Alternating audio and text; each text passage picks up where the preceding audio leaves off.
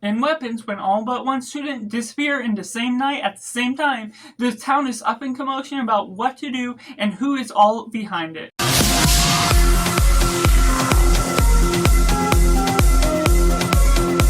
Hey everyone, welcome to Cinema, where we focus on the film. I'm Josh, this is Simply Cinema. Let me know down in the comments below what you thought of Weapons. If you see it, do you like it, do you not like it, or is there somewhere right in the middle? Or if you're waiting for this review to decide if you're going to see it or not, and taking it right in a positive, Weapons is a horror film that is based on a true story that's really creepy and disturbing in all the right sentiments that the premise alone promises something disturbing, and I feel it delivers effectively within its own mannerism. It doesn't feel cheap with the way they build up the tension, build up the horror elements, because from the get-go, the disappearance of 17 out of 18 kids in one random classroom for a mysterious reason is ultimately a disturbing sentiment to deal with, and the execution and the questions that all lead onto what all this mystery is all about. Is there one particular person behind the disappearance? Why did they go vanishing into the night? There's a lot of answers that I won't spoil any of the ideas or the sentiment to that, but the disturbance to that creates a great atmosphere with Zach Cregger directing this film, his second feature film that really handles itself well within how it handles all the horrific elements, the great camera movements, the elements of cinematography that really highlights an ambiance to this film. The horror aspects are truly there. It's a little bit gory in some sequences, but not too prolific, nothing too absurd or extreme throughout the showcase of the entire thing. It's only within a few different instances here and there that are relatively brief within the idea that you're following about. So depending on what your blood aspect is, whether you're disturbed by too many blood sequences, this isn't too extreme, but the sequences that it does have can be disturbing, can be, of course, gripping within the nature of what you're looking at as a whole, and taking on some of the main performances that you get out of this. Julia Garner, Josh Brolin, Alden Ehrenreich, Benedict Wong, all of them are good, and this film is being split up between about 5 or 6 different perspectives of what is happening within the story, that you only follow along that character once until their paths match at different timings. So there is not necessarily a chronological sequence from beginning to end. You kind of jump back and forth once you're getting some of the perspectives, but it doesn't replay any sequence in full to where you fully lose light or momentum to what this story is giving off, that it still has a great pace as a whole, following throughout, not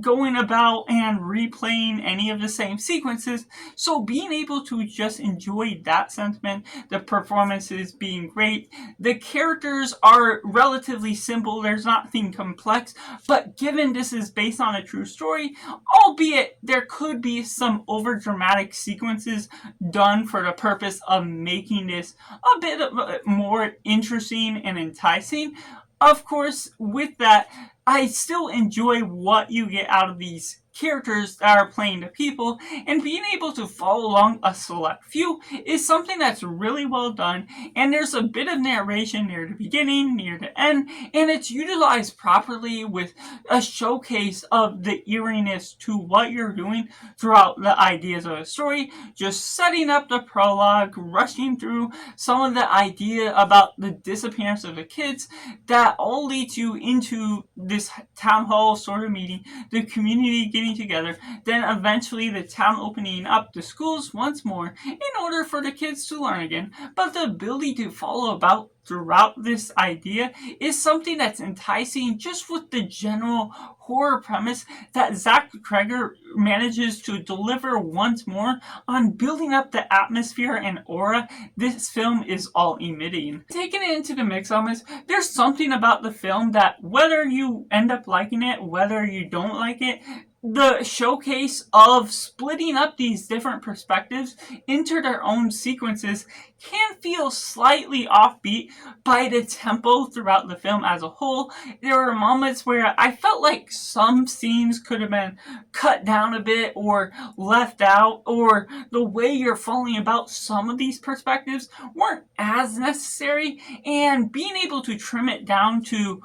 2 or 3 of the main characters that you're following throughout, somehow involving them throughout the story as a whole, could have been a little bit more effective within the way it's showcasing all the sequences as a whole, because there's some characters that just don't have as much of an impact when you're following their particular perspective of the story, which can, in one sense, lead them into finding the answers or the lack of answers to where this story is headed, whether there is someone behind the disappearance of the kid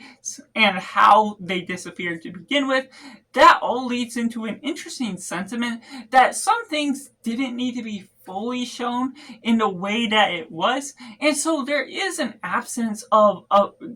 great flow that really builds up the momentum, to me personally, that some people will be a little bit mixed on just because it's not fully chronological, which still works itself wonders, and it doesn't fully remove you from what this film is showcasing as a whole. It still has the right aura, but the copy and paste sort of formula that's going about breaking things up, going back and forth between things just to connect the dots that you have to follow along. Yes, it was easy to follow along, but just different pieces of puzzles here and there were a little weird in the way that it was all following about some of those sort of things. And taking it into the negatives, there's just some small setbacks to the showcasing of this film, and that is just sort of beginning of the film. It's going through the narration, rushing through what's going on, of the background knowledge to what ultimately is the uncovering of the mystery, everything that's leading on. And it's a great showcase to where this film is as a whole, but you're sort of missing some key characters that could have been more involved. Some of the police detective work is left out of the picture, the way you're sort of having to use a flashback later on in the film, and also just telling the audience what is all going on with this one guy going to the police, being able to hear that they were doing their investigations, but not getting that piece of the puzzle that could have also led to something that, going through different failures, going through dead ends that would have happened along the way, could have added a new sort of element to what this film is going for as a whole, which could have substituted for some of the scenes or some of the characters that didn't necessarily have as much impact as a particular character, more than a showcasing of that person being able to find a piece of the puzzle that otherwise left some things open-ended for the way you're following about this film as a whole. I think another key element missing from this film is the chemistry between any of these characters. While it kind of works effectively, you're getting the balance of great actors working well together. There's not necessarily particularly an act of chemistry that these characters are related to one another, are friends with one another. You sort of do get something between Julia Garner and Alden Ehrenreich, but it's very brief and doesn't have a whole lot of weight to the relationship and everything that's leading on throughout. You get something between Julia Garner and the kid that's the last kid of the puzzle, that you're seeing what their connection is as teacher and student, but again, it's brief and not necessarily something you're able to connect with the overall puzzle as a whole. So this film ultimately blends itself weirdly in a way that's story and character driven, yet there's not a whole lot of relationships that are all going on throughout, which again is kind of a small setback. It doesn't completely ruin